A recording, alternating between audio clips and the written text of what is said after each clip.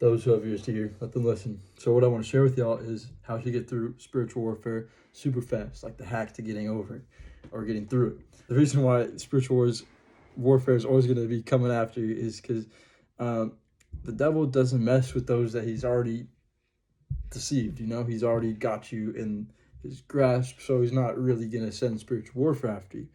Or maybe that's just what you've already are trapped in a certain aspect of spiritual warfare in some sort of mental prison.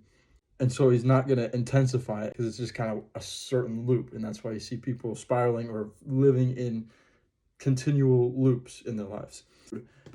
When he's turning it up on you, when you're doing the right things, when you're reading your Bible, when you're spreading your faith to those around you and like talking about God, it should not come as a surprise to anybody when they find out that you're a Christian.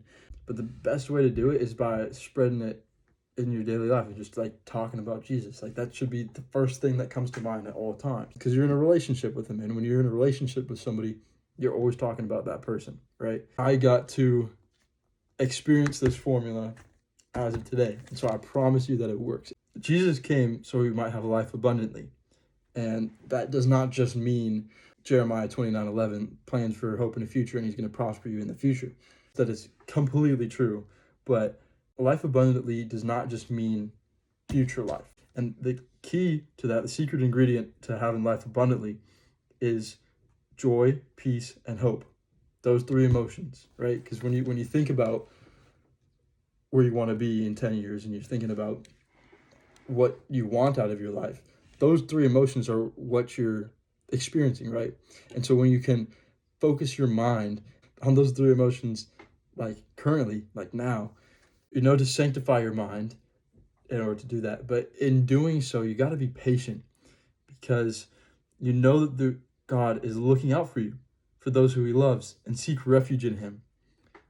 You never have to worry about the future when you're taking refuge in God, when he's your shield, because even if it's rough right now, it's always going to get better. Joy. Jesus is joy personified, and he is the light that keeps us content in all situations, like Paul says.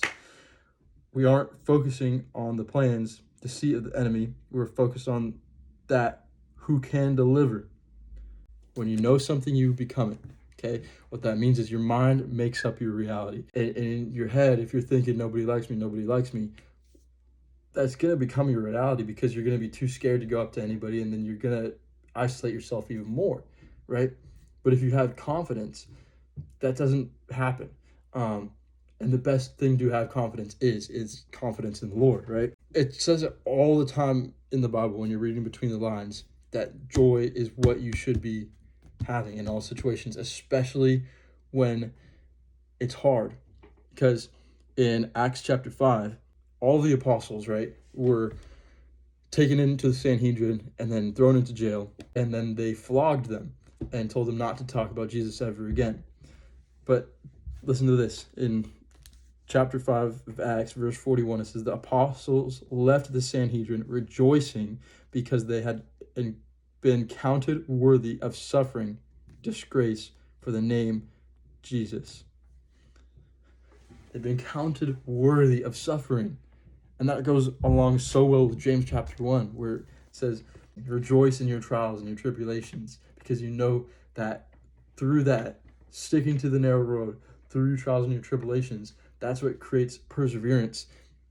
And through perseverance, you get maturity. And maturity is what you become in being a believer who's been through it and gotten to the other side. That's the sign of a mature Christian, right? Not just having the right attitude, because you can have the right attitude all the time. That's what you're supposed to be doing. But a mature Christian is somebody who's, like I said, gotten to the other side of a lot of things and is now enjoying the fruits of their harvest, because they're sowing, and it seems like nothing's ever really gonna pay off for it, because the narrow road is hard, and when you're walking on that narrow road, the devil is trying everything in his power to make you feel like it's not worth it, to make you feel like you should turn back. But that's just the exact opposite. As young people, or as people who are struggling, you've got to get over that, right? And that's what you're praying for, and that's what you want.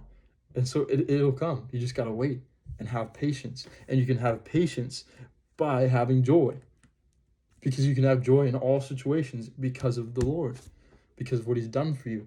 And the best way to have joy is to think back on where you have been and see all that the good that the Lord has done, and know that it's not done. As long as you're breathing, there's still work to be done, and there's still good things to be experienced.